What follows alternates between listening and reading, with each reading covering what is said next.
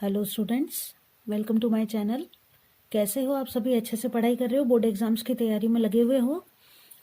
इन दिनों हम पढ़ रहे हैं क्लास 10th के लिए हमारा सबसे इम्पोर्टेंट चैप्टर बुक्स का, जो कि है लाइफ प्रोसेसेस। आरबीएसई बोर्ड की अगर हम बात करें तो 8 मार्क्स का वेटेज है इस चैप्टर का, यानी कि आपके पूरे बोर्ड एग्जाम जो कि 80 मार्क्स का होने वाला है बोर्ड एग्जाम का पेपर, उसका 10% जो है वो इस चैप्टर पर डिपेंड करता है। काफ़ी इम्पोर्टेंट चैप्टर। इसमें हमने शुरू की जो 2 क्लासेस थी उसमें न्यूट्रिशन के बारे में बात कर ली और ऑटोट्रोफिक और हेटरोट्रोफिक न्यूट्रिशन को, फोटोसिंथेसिस को जाना। हमने स्टार्ट किया था लास्ट क्लास में टॉपिक डाइजेस्टिव सिस्टम, उसका कुछ पार्ट हमने लास्ट क्लास में कंप्लीट कर लिया था। तो आओ आगे बढ़ते हैं और उसको आगे बढ़ाते हैं, आगे वाला जो टॉपिक है उसको पढ़ते हैं। लेकिन उससे पहले एक बार लास्ट क्लास में जो पढ़ा उसको क्विकली रिवाइज कर लेते हैं। देखो, हमने ये पढ़ा था कि हमारा जो डाइजेस्टिव सिस्टम है ये एक लंबा रास्ता जो कि मुंह से स्टार्ट होकर हमारी एनस पर खत्म होता है। शुरू में हमने जो पढ़ा वो ये पढ़ा कि जो भी खाना हम खा रहे हैं डाइजेस्टिव सिस्टम के थ्रू वो सिंपल टुकड़ों में टूट जाता है, जो कि हमारी बॉडी के लिए ज़रूरी होते हैं। फर्स्ट ऑफ ऑल जो याद करने वाली बात थी वो थी ये कि हमारी सलाइवा जो है मुंह के अंदर, इसका काम क्या है? एक तो खाने को चिकना बनाना और साथ ही साथ भोजन जो है उसके अंदर जो स्टार्च है उसको सिंपल शुगर में कन्वर्ट कर देना। अब आप एक काम करो कि कोई कॉपी वगैरह हो तो साथ के साथ नोट करते जाओ, मेरे साथ साथ मैं लिखती जाती हूँ और आप भी साथ में लिखते जाओ कि पहला जो पॉइंट हमें लर्न करना है। अब ये जो 5, 7, 10 पॉइंट हम लिख लेंगे ना, इससे हमारा डाइजेस्टिव सिस्टम वाले सारे क्वेश्चन सॉल्व हो जाएंगे। पहली बात तो लिख लेते हैं अपन कि सलाइवा कंटेन्स, नोट करते जाओ साथ के साथ, salivary amylase which converts starch to simple sugar। ठीक है, तो हम ऐसे लिख सकते हैं इसको। देखो, ये है स्टार्च, यहां पर हमने लिख दिया सलाइवा और ये कन्वर्ट हो गया किसमें? सिंपल शुगर में। साथ के साथ नोट करते जाओ। सिंपल शुगर का नाम भी नोट करना चाहो तो अमाल्टोज शुगर होती है, उसमें ही कन्वर्ट कर देता है। पहली बात नोट कर लिया। चलो आगे। तो पहला क्वेश्चन हमारा ये कंप्लीट हो गया। सलाइवा खाने के साथ मिक्स हो जाएगी, उसके रास्ते को आसान बनाएगी ताकि वो नीचे फूड पाइप में आसानी से जा सके। खाना जब आगे जा रहा है तो लगातार पेरिस्टाल्टिक मूवमेंट्स हो रहे हैं, जिनकी वजह से खाना आगे हमारे स्टमक में पहुंच जाता है। स्टमक में पहुंचने के बाद हमने ये नोट किया था कि स्टमक के अंदर 3 चीजें पाई जाएंगी। स्टमक में जब हमारा खाना पहुंच जाएगा, स्टमक की बात करते हैं, ठीक है? तो स्टमक के अंदर 3 चीजें, एक तो HCl मिलेगा, फर्स्ट वन, दूसरा पेप्सिन एंजाइम मिलेगा, ठीक है, और तीसरा मिलेगा म्यूकस। साथ के साथ देखो, ऐसे नोट कर लो तो आपको दिक्कत आएगी नहीं, बार बार पूरा ये पढ़ने की, पैराग्राफ की जरूरत ही नहीं पड़ेगी। HCl जो है ये क्या करेगा? एक तो खाने के माध्यम को एसिडिक बनाएगा, यानी कि कैसा बनाएगा? अम्लीय बनाएगा, ठीक है। पेप्सिन एंजाइम जो है ये किसको डाइजेस्ट करेगा? ये है प्रोटीन डाइजेस्टिंग एंजाइम, ठीक है। अब ऐसा क्यों होता है कि HCl भी पाया जाता है और पेप्सिन एंजाइम भी पाया जाता है? क्योंकि ये जो पेप्सिन एंजाइम है ना, ये केवल अम्लीय माध्यम में ही काम करता है। किस में करता है? अम्लीय माध्यम में काम करता है। कौन? Pepsin enzyme. इसलिए HCl का होना जरूरी है। तो अगर आप हिंदी मीडियम से हो तो नोट कर लो कि HCl का काम क्या है? भोजन के माध्यम को कैसा बनाना? अम्लीय बनाना। पहली बात तो, ताकि भोजन के संग अगर कोई माइक्रोब्स वगैरह आ गए हो ना तो उनको नष्ट किया जा सके। फिर है पेप्सिन एंजाइम, जो कि प्रोटीन को पचाने में मदद करता है। दूध वगैरह जो हम पीते हैं ना, उसका डाइजेशन यही हो जाता है। और पेप्सिन जो है ये केवल अम्लीय माध्यम में ही काम करता है, इसलिए HCl का स्टमक के अंदर होना जरूरी होता है। क्लियर है? इसके बाद म्यूकस जो है, म्यूकस श्लेष्मा जिसे हिंदी में हम कहते हैं, ये क्या करती है? ये स्टमक को, खाना है तब तो काम चल ही रहा है, लेकिन अगर हमारा स्टमक खाली है तो ये म्यूकस जो है वो इस HCl से पेट को, पेट की जो अंदर की लाइनिंग है ना, उसको नष्ट होने से बचाता है। तो ये हमारा स्टमक वाला का पार्ट कंप्लीट हो गया। अब आपने पढ़ तो लिया, ये देखो, अब ये 3 लाइन एक बार बस रिवाइज कर लिया और उसके बाद वाला आंसर तो हम अपने आप लिख सकते हैं, कोई दिक्कत ही नहीं है ना। चलो अब आगे बढ़ते हैं कि एसिडिटी के बारे में हम लास्ट क्लास में बात कर रहे थे, लास्ट टॉपिक। तो एसिडिटी कब हो जाती है, देखो कि जब हम जरूरत से ज्यादा खाना खा लें या ऐसा खाना खा लें जिसको कि पचाना थोड़ा मुश्किल हो, या ज्यादा तेल मसाले वाला खाना खा लें। कभी कभी होता है ना ऐसा कि ज्यादा टेस्टी खाना होता है तो भूख से ज्यादा भी खा लिया जाता है कई बार। तो होता यह है कि उस खाने को डाइजेस्ट करने के लिए हमारे स्टमक को ज्यादा मात्रा में HCl को प्रोड्यूस करना पड़ता है। अब ये जो प्रोड्यूस्ड HCl है, ये HCl जब जरूरत से ज्यादा हो जाता है, नॉर्मल क्वांटिटी से ज्यादा, तो हमारे पेट की जो लाइनिंग्स है, मतलब कि अंदर जो म्यूकस है और जो सेल्स हैं स्टमक की, उन पर एसिड का असर होने से हमको क्या होता है, थोड़ी जलन सी, इरिटेशन सी फील होती है। अब उसको न्यूट्रलाइज कैसे किया जाए, तो हमने देखो एक 8th क्लास से हम पढ़ते हुए आ रहे हैं न्यूट्रलाइजेशन रिएक्शन या उदासीनीकरण अभिक्रिया। ये क्या होती है कि अगर आपको याद हो ना तो याद करो, उदासीनीकरण अभिक्रिया होती है अम्ल प्लस क्षार और इससे बन जाता है लवण प्लस जल। आपके फर्स्ट चैप्टर में भी है, याद कर लो, acid plus base equals to salt plus water, याद है। तो ये क्या होता है कि आपने जब पेट के अंदर एसिड ज्यादा प्रोड्यूस हो रहा है तो हमने क्या किया, किसी बेस को पी लिया। बेस जो कि हम एंटासिड्स पीते हैं पाउडर फॉर्म में या लिक्विड फॉर्म में आता है, तो उसको पीने से क्या होता है कि हमारे पेट के अंदर जो एसिड है वो इस बेस के साथ मिलकर न्यूट्रलाइज हो जाता है, सॉल्ट और वाटर बनाता है और इस तरह हमारी एसिडिटी खत्म हो जाती है। क्लियर है। चलो अब इसके बाद पेट के अंदर ये जो हमारा खाना है ना, इसका मूवमेंट जो है, मूवमेंट मतलब अब पेट से ही आगे जाएगा, तो आगे जाने के लिए एक स्फिंक्टर मसल पाई जाती है। स्फिंक्टर मसल का मतलब होता है जो कॉन्ट्रैक्ट और एक्सपेंड होती रहती है ना, उनको स्फिंक्टर मसल कहते हैं। तो ये जो मसल होती है ना, थोड़े थोड़े अमाउंट में, एक साथ नहीं, ऐसे लगातार उसमें इस तरीके से मूवमेंट होता रहता है ना। तो ये एक साथ एकदम प्रेशर से नहीं, थोड़े थोड़े अमाउंट में खाना जो है स्टमक के बाद, देखो कहाँ जा रहा है, स्टमक के बाद खाना जा रहा है हमारे स्मॉल इंटेस्टाइन के अंदर। तो स्मॉल इंटेस्टाइन में धीरे धीरे ये खाना एंटर करता है।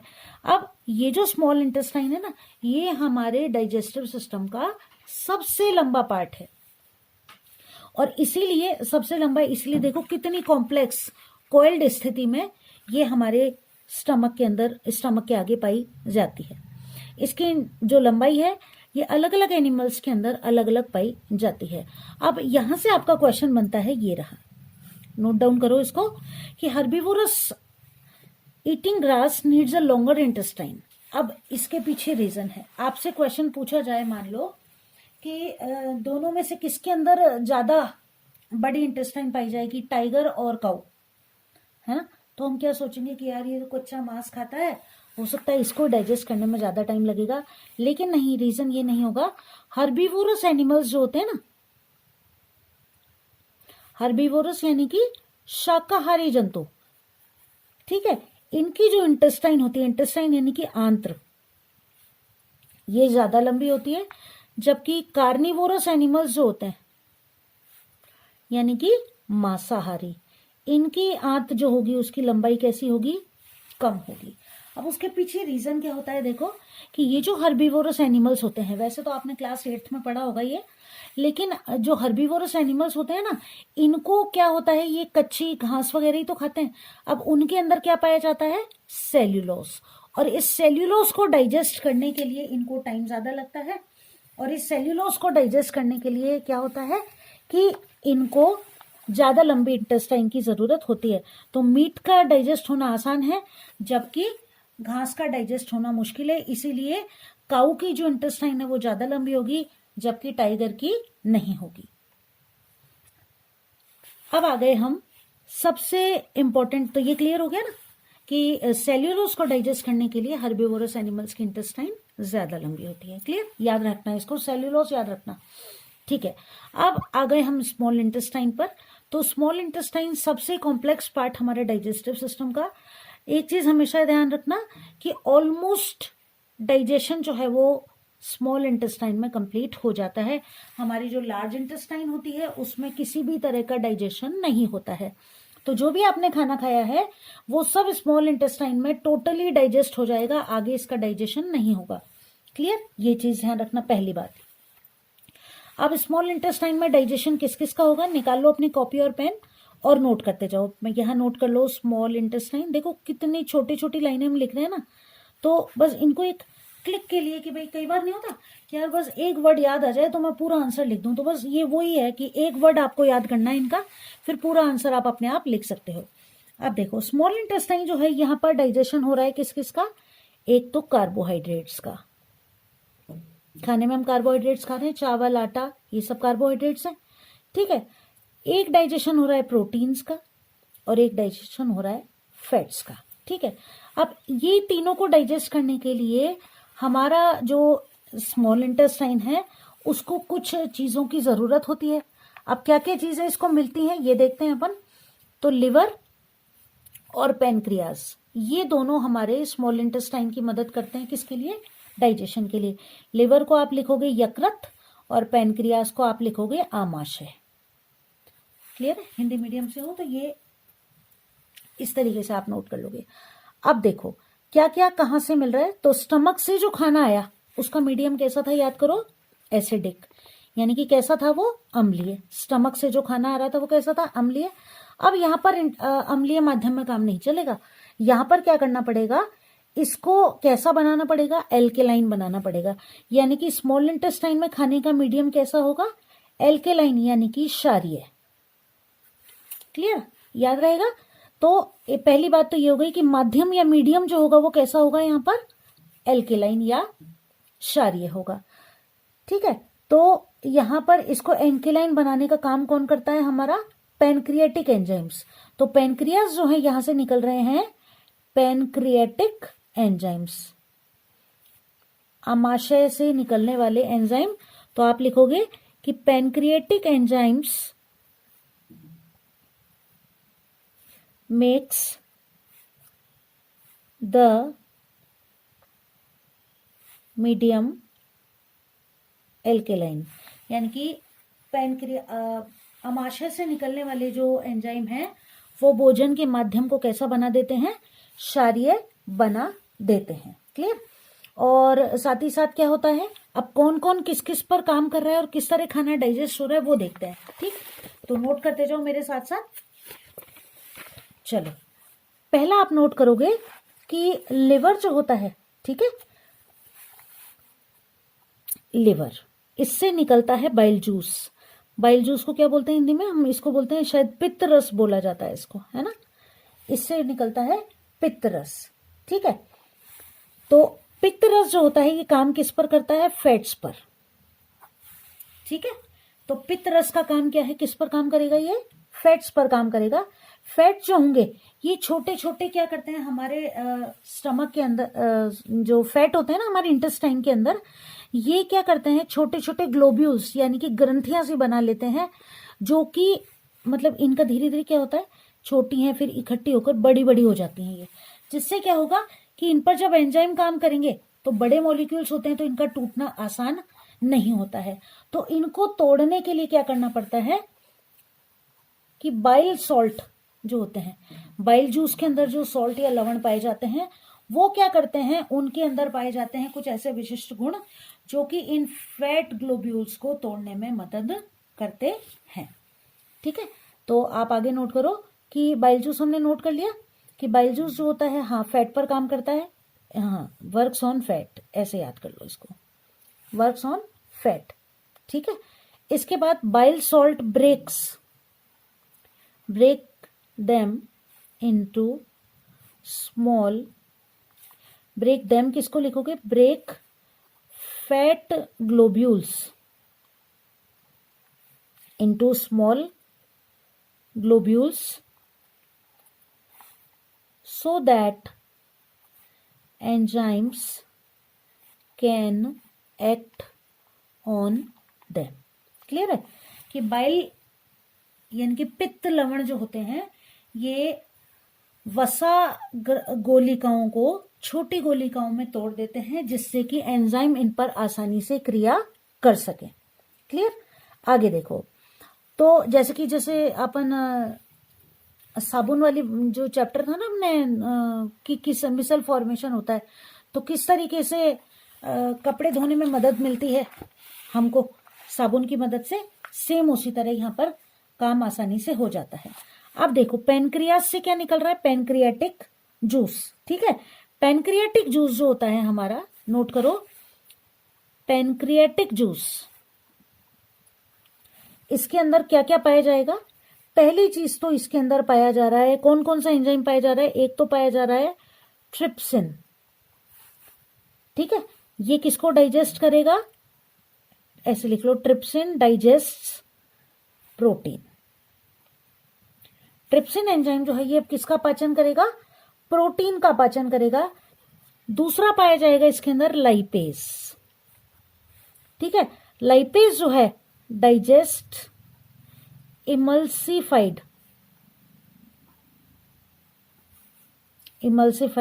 फैट्स। इमल्सिफाइड मतलब इकट्ठे हो रखे हैं, काफी बड़े बड़े जो मॉलिक्यूल्स होंगे ना फैट के, वो।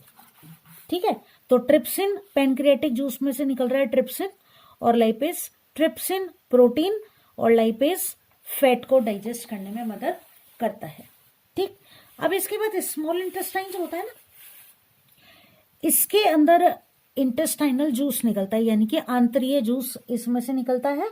और ये जो एंजाइम होता है लास्ट के अंदर होता क्या है, देखो। अब आपको जो चीज मेन याद करनी है वो क्या याद करनी है, कि जब भोजन का पूरी तरह पाचन हो जाता है, पूरी तरह पाचन हो जाता है, तो प्रोटीन जो होते हैं ना, प्रोटीन ये तो कन्वर्ट हो जाते हैं किसमें, एमिनो एसिड्स में। ये आपको नोट करना है। ठीक है, कार्बोहाइड्रेट्स जो होते हैं ये कन्वर्ट हो जाते हैं ग्लूकोज में, और लास्ट में है बचता है फैट, ये बदल जाता है फैटी एसिड और ग्लिसरॉल में, प्लस ग्लिसरॉल। ये हमारा डाइजेशन हो गया कंप्लीट। तो याद क्या क्या करना था, नोट करते गए साथ के साथ। देखो, स्मॉल इंटेस्टाइन में इन तीनों का डाइजेशन होगा, एसिडिक माध्यम था, यहां आकर क्षारीय हो जाएगा। क्षारीय किसकी वजह से होगा, पैनक्रियाटिक एंजाइम की वजह से, यानी कि जैसे ही खाने पर पैनक्रियाटिक एंजाइम्स आकर क्रिया करेंगे वैसे ही उनका माध्यम कैसा हो जाएगा, क्षारीय हो जाएगा। लिवर और पैनक्रियास डाइजेशन में मदद करते हैं। अब इनमें से क्या क्या किसको डाइजेस्ट कर रहा है वो नोट करते हैं, कि लिवर से बाइल जूस निकल रहा है। बाइल जूस यानी कि पित्तरस, पित्तरस वसा पर काम करेगा। पित्त लवण जो होते हैं ये वसा की बड़ी बड़ी गोलिकाओं को छोटी गोलिकाओं में तोड़ देते हैं ताकि एंजाइम इन पर आसानी से काम कर सके। पैनक्रियाज यानी कि अमाशय से जो रस निकल रहे हैं उनमें ट्रिप्सिन और लाइपेज होते हैं। ट्रिप्सिन एंजाइम प्रोटीन को डाइजेस्ट करता है, लाइपेज एंजाइम इमल्सिफाइड फैट्स को तोड़ने में मदद करता है। पूरी तरह जब पाचन कंप्लीट हो जाता है तो प्रोटीन अमीनो अम्लों में, कार्बोहाइड्रेट ग्लूकोज में, और वसा वसीय अम्ल और ग्लिसरॉल में बदल जाता है। अब ये जो खाने का डाइजेशन हो गया, ठीक है, डाइजेशन के बाद क्या होगा, इसको एब्जॉर्ब करना पड़ेगा। तो इसको एब्जॉर्ब करने के लिए हमारी जो छोटी आंत होती है इसके अंदर बहुत सारे उंगली नुमा उभार पाए जाते हैं। देखो इस तरीके से, इनको क्या कहा जाता है, माइक्रोविलाई। अब इनका क्या काम है, सरफेस एरिया को इंक्रीज करना, सरफेस एरिया को बढ़ाना, पृष्ठीय क्षेत्रफल को बढ़ाना। अब क्यों, देखो कि यहां से यहां तक अपन आए ना, अब देखो अगर प्लेन होता तो इतना ही होता। अब इसका पैरामीटर देखो और इसका पैरामीटर देखो, ज्यादा कहां पर है, यहां पर है ऑब्वियसली। तो देखो खाना यहां से यहां जाएगा तो केवल इतना सा ही घूमेगा, एब्जॉर्प्शन इतना सही होगा। लेकिन यहां से फिर यहां आएगा, फिर यहां आएगा, यहां आएगा, यहां आएगा, तो सरफेस एरिया बढ़ गया, यानी एब्जॉर्प्शन ज्यादा मात्रा में हो पाएगा। क्लियर है। तो माइक्रोविलाई, क्वेश्चन आ गया 1 मार्क्स का, what is the function of microvilli. तो they increase the surface area for absorption. Hindi में आप लिखोगे कि ये अवशोषण के लिए पृष्ठीय क्षेत्रफल में वृद्धि करते हैं। क्लियर। चलो, तो इस तरीके से खाना एब्जॉर्ब कर लिया जाता है, यूटिलाइज कर लिया जाता है, जो एक्स्ट्रा नए टिश्यूज बनाने में, मरम्मत करने में, ग्रोथ में, हर जगह ये खाना काम में आ जाता है। अनएब्जॉर्ब फूड जो है ये लार्ज इंटेस्टाइन में पहुंचा दिया जाता है। लार्ज इंटेस्टाइन में किसी भी तरह का पाचन नहीं होता है, केवल वहां से जो खाना आया है स्मॉल इंटेस्टाइन से, उसमें से पानी को एब्जॉर्ब कर लिया जाता है। पानी को एब्जॉर्ब करने के बाद जो खाना बचा वो इकट्ठा होता रहता है और बॉडी से बाहर एनस के थ्रू या गुदा जिसको कहते हैं उसके थ्रू निकाल दिया जाता है। इसके लिए एनल स्फिंक्टर पाया जाता है। नेक्स्ट टॉपिक देखो, डेंटल कैरीज। मैंने आपको पिछली क्लास में बताया था कि आपके चैप्टर के अंदर जितने भी इस तरीके सेक्शंस बने हुए हैं इन सबको जरूर अच्छे से पढ़ लेना। इनमें से आपके बोर्ड एग्जाम्स के लिए कई क्वेश्चंस बनते हैं। डेंटल कैरीज की बात करें कि दांतों के खराब होने के लिए क्या क्या चीजें जिम्मेदार हैं, तो देखो डेंटल कैरीज या टूथ डिके, इसमें होता क्या है, हमारी डेंटाइन और इनेमल जो कि दांतों की ऊपरी परत है उनके खराब होने से हो जाता है। अब उसके पीछे रीजन क्या होता है कि ज्यादातर इनेमल खराब होने का रीजन ये होता है कि बैक्टीरियाज या माइक्रो ऑर्गेनिज्म जो कि हमारे खाने के अंदर मुंह के अंदर होते हैं। अब मुंह के अंदर क्यों होता है कि खाना खाने के बाद हमने अगर ढंग से कुल्ला नहीं किया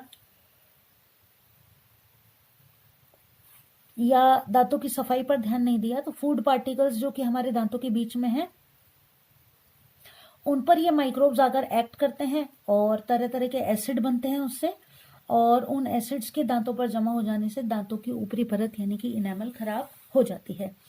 सलाइवा टूथ की सरफेस तक नहीं पहुंच पाती और इन एसिड्स को न्यूट्रलाइज नहीं कर पाती और जिसकी वजह से प्लाक, वो गंदगी जो है हमारे दांतों को कवर कर लेती है।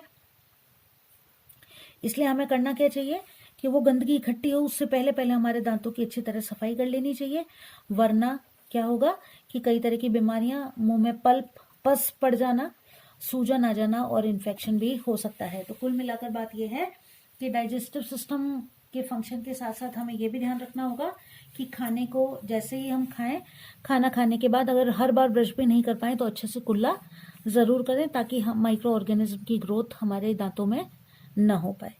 तो कैसी लगी आज की क्लास? आशा करती हूँ डाइजेस्टिव सिस्टम इस क्लास के बाद आपको बिल्कुल अच्छे से आसानी से याद हो जाएगा और केवल ये 5-7 लाइनें लिखने से आपका पूरा डाइजेस्टिव सिस्टम कंप्लीट हो जाएगा। डायग्राम इसका मस्ट है, उसको बनाना अच्छे से प्रैक्टिस कर लेना। अगली क्लास में रेस्पिरेशन को कंप्लीट करेंगे, तब तक के लिए अच्छे से तैयारी करते रहो बाकी सब्जेक्ट्स की भी। Bye bye.